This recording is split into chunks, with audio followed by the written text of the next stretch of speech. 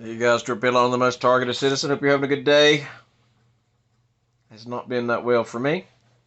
Living this targeted life. I've tried to make this video 3 times, and then I keep remembering things that I need to tell you about my targeted life.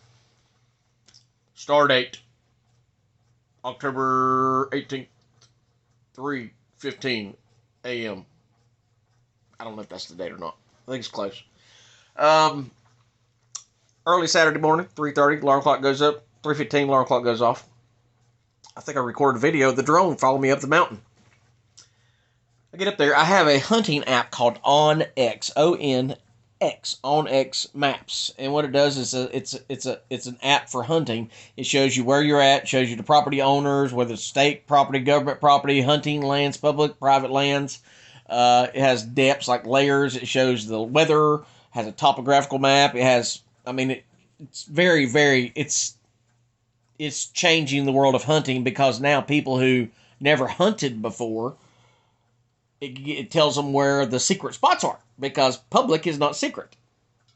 Because a lot of times before, nobody even knew what this was a game land. Well, now everybody knows where to go, and now there's nowhere to hunt. So it has ruined the world of hunting. It's great tool. It's a great tool for hunters, but it's now overcrowding. Get out to the game lands. My pack now, my tree stand is heavier than it's ever been. I keep adding things to it to make it more comfortable, make it fit me. But in doing that, you sacrifice comfortability, convenience for weight. When you have to walk up a mountain, down a mountain, and around a mountain, because I'm usually walking anywhere from 1 to 5 miles to get set up where I'm hunting. Get my pack on, and I'm up here where I'm at. It's in Collettsville, North Carolina. It's beautiful country. We're talking mountain in the middle of mountains, up on top of mountains. I load my pack up, head up the mountain. I've got my night vision binoculars on. I've got my knife. Well, I didn't, but I walk all the way up the driveway with the ruts 3 feet deep, leaves everywhere in the dark. Now I'm in the dark. Get to the top of the driveway, and I realize that, oh my gosh, I have forgot my knives, and I need my knives in case I kill something because I'm always ready to kill. Always ready to kill. Drop my pack, go down the truck, get my knives, go back up the hill, start up the mountain. Got a little rechargeable flashlight that I need to find and get it plugged up if I want to go hunting again. Walk up the mountain, and I turn on my OnX. And as soon as I turn on my OnX map, the beautiful maps are gone. Where I previously scouted, I mark feeding plots in the woods. You can mark if it's deer, if you see deer poop, deer tracks, deer rubs. Had all that marked where me and Mason went scouting a couple weeks ago. So I had my tree picked out before I went. That way, when I'm in the dark, I can walk straight to the tree, put my tree stand, and go up. I get there, and my map is completely brown. There's nothing on it. It is just a blank brown screen where it's been hacked. I wasn't going to read completely in, maybe just a glitch in the system, until I go to where my tree stand was, and it was nothing there. I had my tree stands marked, and my food plots marked. The trees that drop a certain kind of acorns, I had those trees marked because those are feed trees. All my data wasn't erased. It was blank with a brown screen, so you couldn't see a hill, a valley, or a creek. So I'm walking in the dark trying to find where I'm going. My tree stands on the app had been just moved, so someone had hacked my OnX map. So now I'm blind in the dark. I can't find the tree that I need to be in. So I scattered around a little bit more and found a tree, and I get a part way up it, and because it's so dark, I couldn't tell that the tree got worse at the top, and you want a nice, perfectly symmetrical tree to be in. If not, then your tree stands unsteady. Came out of that tree, and by that time, I'm hot and I'm sweaty, and you don't want to get hot and sweaty when it's cold outside because you risk hypothermia because it was cold up in North Carolina mountains the other morning. So go 50 yards away in the dark still. And I scraped a place out on the ground. I said, man, screw it. I'll just sit over the food plot and see if I can get something coming in. I'll just set up a ground blind. Well, I sit there long enough, and I'm like, maybe this isn't a good idea. And then I realized that they were implanting thoughts in my head, like they do, of a bear. They look, like I said, this is all the time now that they implant a thought. Bear. You're on the ground. The bear can walk right up and get you. And of course that does play in because there are a lot of bears where I hunt at. So I said, oh, okay, maybe we need to get up in the tree. So I stop what I'm doing, Go back up, get my tree stand off the tree. I haven't removed the tree stand yet. Take the tree stand off the tree, move to another tree, and go up the tree. By the time I get set up, everything went silent. It's the eeriest thing you've ever seen. The whole entire woods shut down like there was a vacuum in the valley where I was. Everything went silent. All I could hear was the hum of a distant jet. And then I saw what looked to be a drone. I mean, as I'm sitting in the tree stand, the drones, I have a direct eye line to the 3 drones stalking me. The drones were casting lights down into the woods like they were searching for me, but it was just to mess with me, just to mess with my eyes. Because I'm telling you, people say that like they walk around their yards at night and they see like shadows and shadow people, they like to cast shadows to mess with you. Whether it's shadow casting or it's the frequencies that they're hitting me with that is changing the way light reflects. But I'm seeing this light pulse around as I'm in the tree stand waiting to kill something. Stayed in the tree stand, and as I'm sitting there repeating in my head, bear, there's a bear here, there's a bear there, you're not high enough in the tree. Well, by the time the sun came up, I was pretty high in the tree. Pretty high for me, because I don't like heights. By this time, I'm starting to get cold. About 9 o'clock. No, 8:30. The sun's coming up, and I'm looking around, and I'm like, I'm nowhere near where I wanted to set up at all. Also, right before I got up in the tree stand, my flashlight that is always charged just died. So then I'm not only messing around hooking my deer stand up 2 and 3 different times to get up in a tree, but now my flashlight's gone and my Onyx Maps is hacked. Daylight comes up, I'm cold, I'm ready, I'm done. I'm just over it because it was just too much stress. They love hitting my PTSD and just driving me crazy. So, went ahead from there, got my pack, and I looked up, and literally I was at the very bottom of a gully, and I had to walk straight up a hill. And to get straight up the hill, I had to walk up the hill sideways, back and forth, just to get to the top of the hill. By the time I get up the top of the hill, I can't hardly breathe. My kidneys feel like they've got gasoline running through them. I don't know. That was weird, but it felt like every time I take a deep breath in, my kidneys would just burn. Finally got up to the top of the hill, up to where the actual trail is, and the sun started peeking over the mountaintop. So I just lay down in pain, writhing in pain. Laid down on my back, curled up, and just took a nap. I was tired, exhausted, I was hurting desperately, in need of some assistance. I knew that I was going to make it, but because I'm not one of those people, I may get my leg chopped off and I'm still crawling out of freaking woods. But it's just the thought, man, I don't know if I can. It's just questioning yourself. Finally got up. I was over it, done, bad day. Didn't see anything at all. Which happens a lot now when I go hunting because frequencies, directed energy weapons. So now I'm on top of the mountain. Now I got to hike back out. So I got to hike all the way down to the cemetery. That's about if you do in a straight line, it's 1 football field, but it's not a straight line down off the mountain. You got through a lot of overhanging trees, so you got to kind of crunch over, and then you got to step over dead trees that's been grown up because they don't maintain these public lands, which is good because when they're grown up like that, it deters a lot of the yuppie hunters out there. Not many people hunt as hard as I do. Come out of the woods, I'm on top of the hill at a cemetery. Actually, I got a video of it, but it just, I don't know, it got deleted halfway through, only 2 minutes shown through. Walked to the end of the cemetery, getting ready to go down, and I looked down at my crossbow that I'd been using for a stick, like a walking stick. I looked down and my arrows are gone. The 3 bolts that I just made, my whole quiver with 3 brand new bolts in it, gone. That's like $100 worth of arrows, gone. Set my pack down, walk up to the woods, got right to the edge of the trail, and I was like, nope, I'm not going to do it. I can't do it today. I'm over it. No, not going to happen. I don't know if I told you about walking up the hill and then walking back down, but here we are. I just grabbed my pack, what's left of my gear, get in a truck, haul butt all the way home. Lost the whole quiver arrow. They're still up on the mountain. I pray they are. I mean, nobody goes up there, so I'm sure they are. Just the point I'll be able to find them in all the leaves that are falling. I'm probably going to go up this afternoon. If I can, because this day's went to crap too. Fast forward after church, my buddy called and said, hey man, let's go sight in our rifles. So I take my rifle and my shotgun, go sight them in.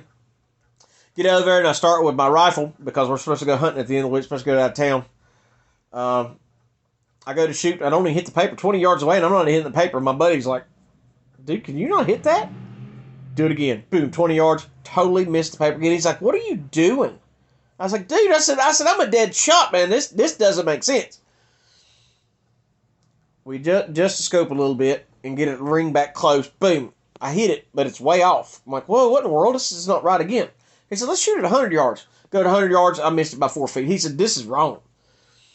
Pulled it back, loaded it up. And each time loading black powder, it's a job to do it. It's just not just putting the bullet in to go. You have to literally measure your powder, pour your powder, get your sabot, put your sabot in, cram it down with a ramrod. Then you got to get your igniter, put it in there, cock it, load it, aim, go. So it's about a 3-minute chore, taking your time to get it done. So I give him the gun, and he goes to shoot it. Boom. He can't hit the broadside of a barn either. He said, what in the world? Just the sights again, shoot it again. Boom. And every time I'm shooting, that's like $1 per sabot. Each bullet's like $1. That's not even counting the powder and the igniter. He shoots, he said, man, what is going on? We ran about 20 rounds, which is hard. I mean, that's an accomplishment through black powders, running 20 rounds through a black powder rifle. That's a lot of work. I was like, dude, that scope's bad. It's bad. It's not working. We couldn't get it to come back. Couldn't get it raised, lower. I mean, it's just completely off. We'd shoot it one time, it'd shoot to the right. Shoot it the next time, not changing anything. It'd shoot 4 feet to the left. That was a perfectly good scope that was sitting in my house, and now it's just broken. Weird. That's strange. But, accidents happen where one scope in your house can be broken. So, if you remember last year, I built Miss Felony. That's my 20-gauge black powder shotgun, the one we built from a 50-gauge, from a 50 caliber rifle. Get it out, take the scope off it, got to change the rings and all, put it on the rail, get it all put together and go to shoot it. Missed the card. Now, last year, at 30 yards, that thing made a perfect pattern. I mean, it'd rip a turkey's head off in a heartbeat. Go to shoot again, missed the card. We dialed it in a little bit, boom, I hit the card. Dialed in a little bit closer, hit it an inch away from the other one. I'm like, okay, we're getting closer. Let's try it down 100. Because if you're good at 20, if your sight is on and calibrated at 20 yards, it should be on and calibrated at 100. So, that's what you think. Target's at 100, boom, take the shot, miss it 4 feet on this side. What? That doesn't make sense. So I handed my buddy one. Let me do it. So he shoots it, boom. He's 4 feet on the other side. What? So we go back to the 20 yards. Shoot it again 20 yards, misses the paper altogether. Guess what? Both of my scopes were broken.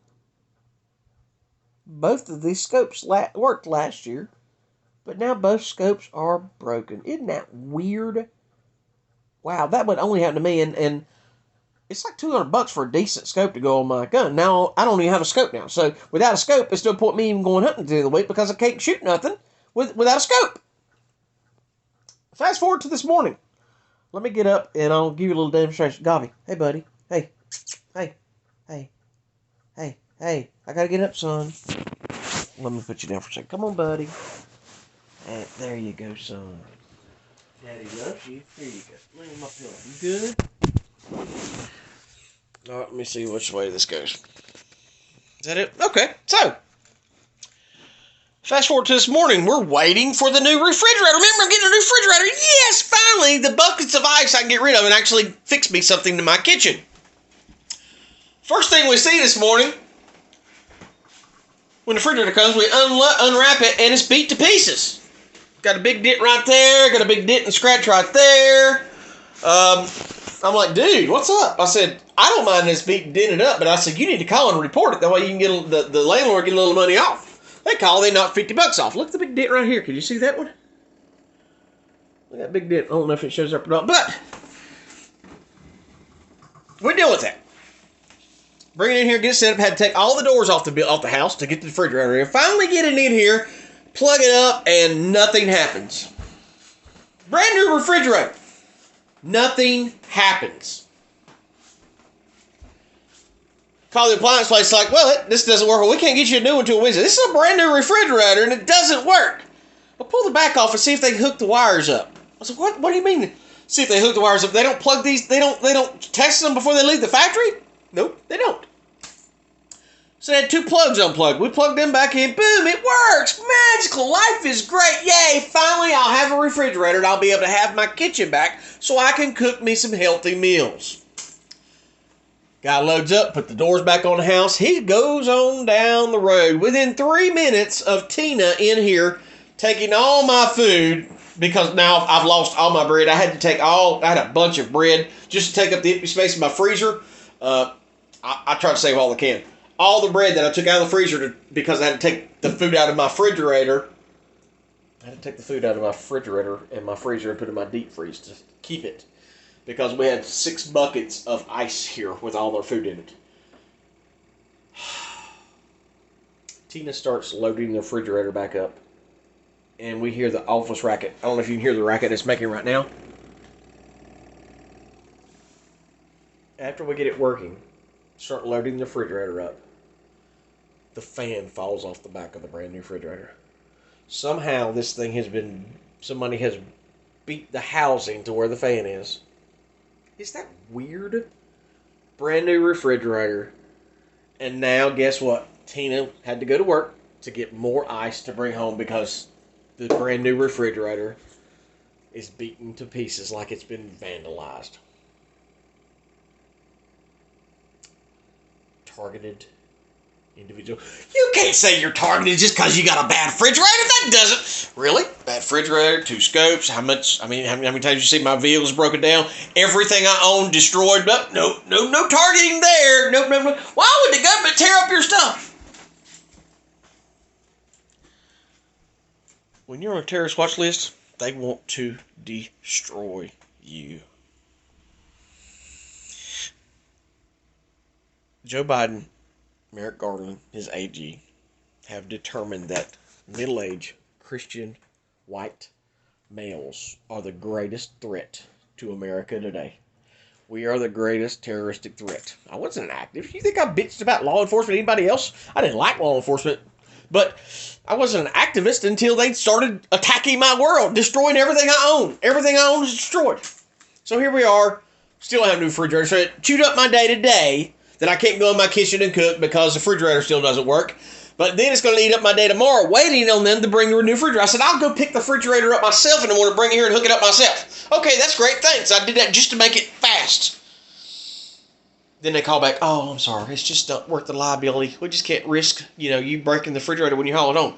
What do you mean liability? I said, you didn't care about the liability when a directed energy weapon hit the tree in the backyard and dropped a 15-inch diameter tree across the back porch, and you were going to wait a week and a half to come cut it up, but I did that in a day's time, swinging a chainsaw around like a bad man. Wasn't no liability then, which I never got paid to do. No liability when a tree falls out of the front yard, lands on Tina's hood, and destroys her car. Nope, that's no liability there, but they're worried about me picking up a refrigerator, the one I helped carry this refrigerator in. Targeted individual. So I'm sitting here contemplating getting up, heading up the mountain, spending $30 in gas to go up the mountain to pick up my $100 quiver, just wait till I go hunting again and find it then. I'm emotionally spent right now. I'm just emotionally done. Let me tell you something else. The city of Longview, North Carolina, they have decided to save money because gas prices all went up. So their idea of saving money is if you put stuff out at the curb for the trash man to pick up, like extra debris besides just trash, they will pull up beside your house and you're only allowed 1 scoop per week.